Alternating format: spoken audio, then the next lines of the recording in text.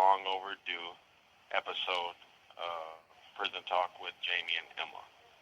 What I wanted to do was, what we wanted to do was catch everyone up with new developments in my situation, my case, and tell everyone who listens that the governor has, the parole board, Michigan Parole Board, has decided to move forward with my commutation process, and they have granted me a special commutation hearing, which occurred on the 9th of July, and less than 30 days prior to that, the Michigan Parole Board ordered the facility to do a parole eligibility report / lifers review report. And to get to that stage is, it's a big thing. It doesn't come easily, of course, with the commutations in Michigan, because they're seldom. I won't say they're seldom used, but they're sparingly used. I was gonna say the significance of the hearing is pretty important and big for you personally. Anyone that gets told they're having a commutation hearing. Yes. Want to elaborate on that a bit? Yes. And I want our listeners to know that it is a grueling process. It's nothing that the parole board takes lightly. And they prepare everything. They want to know everything. And once you have an interview, and you can get past the interview, because that's what it is. It's like a grueling job interview, but it's for your life, and they want to know everything. So I was lucky to have Pastor Reverend Cheryl Burt from the United Church of Christ. She is an associate conference minister for the state. She attended and was my representative. So that was her first time in a prison, and it was also her very first time to take, part in such a process. But the interview lasted approximately 55 minutes, and the parole board member, they're extensive. They want to know everything, and that's just the first step. After that, which they did, they order release of medical records, and they order a psych evaluation, which is required because of the significant amount of time that I have served, or anyone else that goes through the process have served. And then once you get those done, the parole board decides again to schedule a public hearing, which is a notice to the public. But during this interview, they want to know everything. She went all the way back to my childhood, and that, for people who don't know me, that's back to the 70s and 80s. She wants to know how the household was, how I grew up, how I went from a child to committing a crime and ending up in prison serving life sentences. Is there any specific question that you may have? Well, help? I just honestly thought some of the questions she asked you would be important and interesting to know, because you want to know that they're asking serious questions and taking it seriously, no matter which side of the fence you sit when it comes to release of people from prison. You want to know they're taking it seriously. So you were pretty much answering my questions before I asked them. So what else was discussed? What other questions did she ask you? Well, they want to know the truth. They don't want to know excuses. Because most people, like myself, I had listened to the advice of the attorney that was representing me, and at that time, you deny everything. You just deny everything. You're innocent, and they don't want to hear that. They want to know, the facts of what happened, And if you're reluctant to disclose those facts, that will shut it down. They will not move forward with you Well, on anything. it suggests that you're not taking it seriously, and that perhaps you haven't learned anything.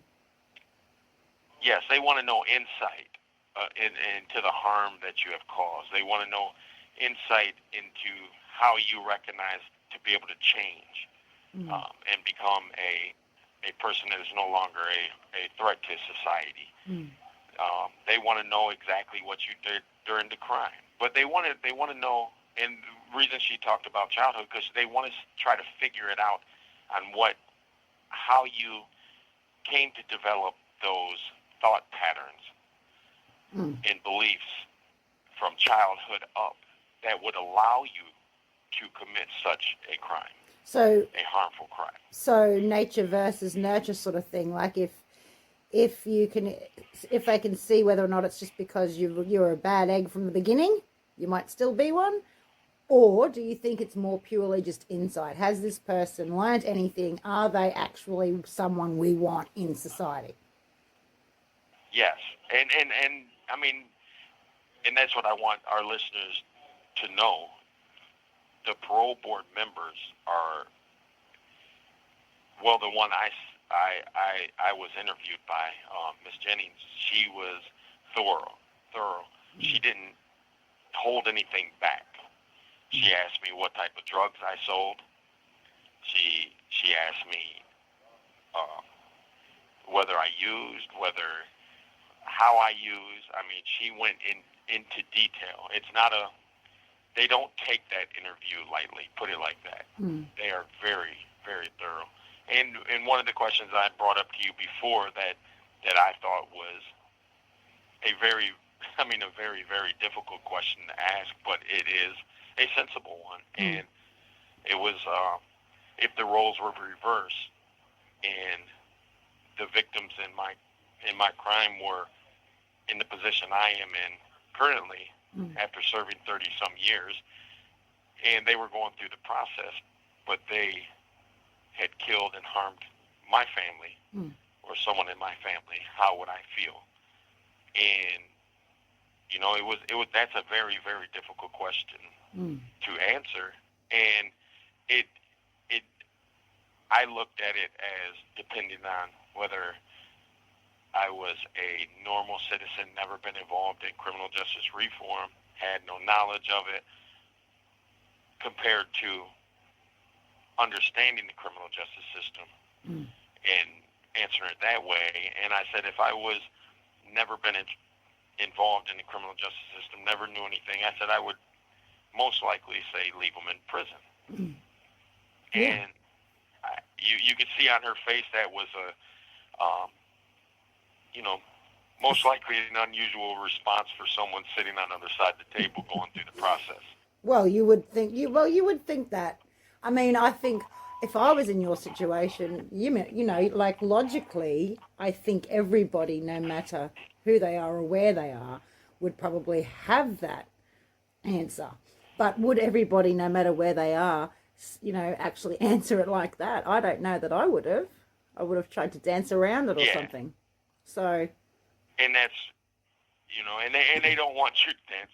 They really, they are. I just want our listeners to know that they do their jobs when it comes to potentially looking at someone for release that has a life sentence. On a scale of 1 to 10, how absolutely terrified were you of that hearing? I mean, you surely you didn't go in there thinking, I got this in the bag. You must have been very, very nervous. No, I was, on a scale of 10, probably 8.5. And that's because she kind of relaxed me. I probably went in a little bit worse than that. Don't lie, you went in at 10. I was sweating. I was sweating. I even admitted to her. She said, well, how do you think this interview, how'd you feel? And I said, I was shaking, sweating, and it was difficult. It's a difficult thing to relive those moments because you had to relive those every minute of that crime. and that's a very difficult um, pill to swallow. It's because you think about it and the harm that you have caused the family, the community, the victims, You have 1 minute remaining. their family. I mean, you've harmed so many people. You've destroyed things of future life, and and it's something that's hard to really truly face.